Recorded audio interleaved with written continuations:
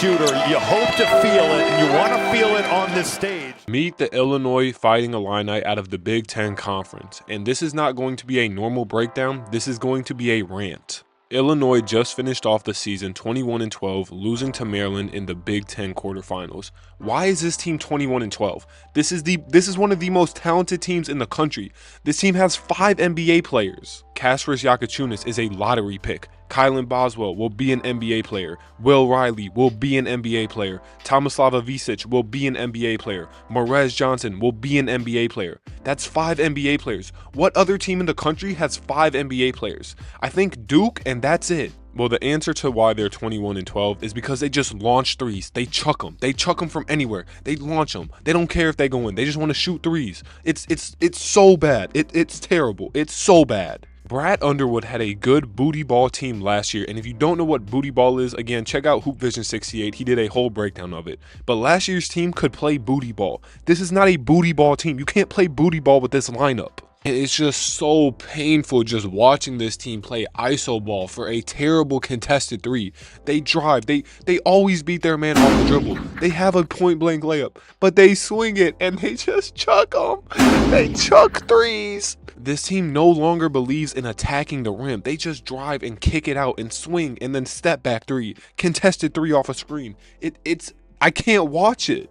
This team is just a more talented version of Texas A&M. They just launch threes. Texas A&M just chucks the most wild shots ever, but that's their strategy because they chuck them and they get the offensive rebound. That's their go-to play, an offensive rebound, because they are by far the best offensive rebounding team in the country. The first player I want to talk about, because I think it starts with Kylan Boswell. Kylan Boswell is a terrific player. He's shooting 55.7% from 2 on the season. He's a tremendous playmaker, a tremendous rebounder, a tremendous defender. But if I have to see Kylan Boswell shoot another 30-foot 3 off a screen that doesn't hit the rim, I'm going to lose my mind. I'm actually going to go crazy.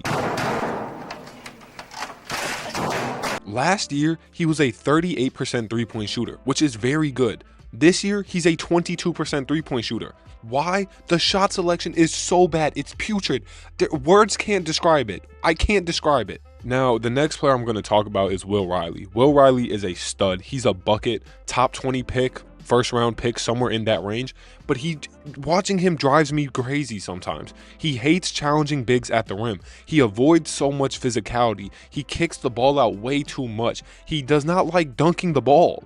Now, Tomislav Ivicic is 7'1", and I was going to say he's on the perimeter way too much, but I just found out he's the second best three-point shooter on the team, behind our designated sharpshooter, Ben Hummerkaus. He's so hard to guard, but he just settles so much sometimes, and that's the thing with this whole Illinois team. This team has so much talent. They are so talented, but they just kill themselves every game. I just can't put into words how frustrating this season has been. When they blew out Oregon 109-77, I was texting people saying, I think this is the year. They can win the national championship this year. That belief is just no longer anywhere close to realistic. Since that game, they've went 11-9 and they've just looked horrible. They say a picture is worth 1,000 words, so I'm gonna save my 1,000 words and show you guys a picture. Illinois scored -2 points in the final 6 minutes against Michigan State. Let me just say that one more time. -2 points in the final 6 minutes. Now, what did happen is the refs called a goaltending and then they went back to the monitor and reviewed it and then they took those points away. But it's crazy. This is one of the most talented teams in the country and they got shut out for 6 minutes. This team shoots 46.9% of their field goal attempts from behind the three-point line, which is 30th in the country. But this team can't make shots.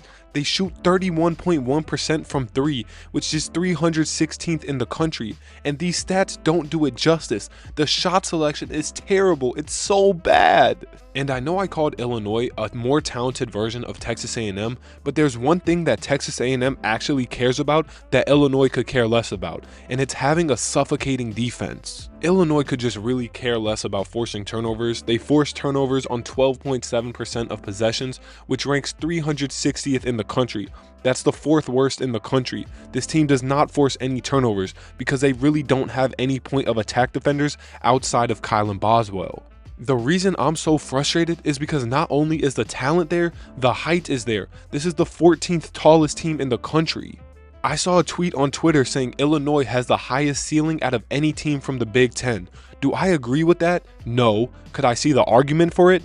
Most definitely. If I had to rank my Big Ten tournament teams from highest ceiling to lowest ceiling, I would go Maryland, Michigan State, Illinois, UCLA, Wisconsin, Oregon, Purdue, and then Michigan. My ceiling for this team is the Elite Eight. They are a matchup nightmare, they have height everywhere on the floor, and they launch threes. My floor for this team will be a first round exit. They rely so much on the three ball, and the shot selection is so bad. If they get in a hole and they just start launching threes and never stop shooting them, they're going to get blown out by an underseeded team.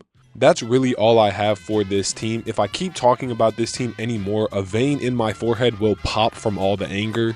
But if you made it this far, thank you so much for watching. Be sure to leave a like, subscribe, and comment below which mascot is your least favorite in the sport. I'll be dropping my bracket prediction video a couple hours after the bracket is released on Sunday, or I might wait to do it Monday after I have a chance to look through it more. So make sure to stay tuned for that video.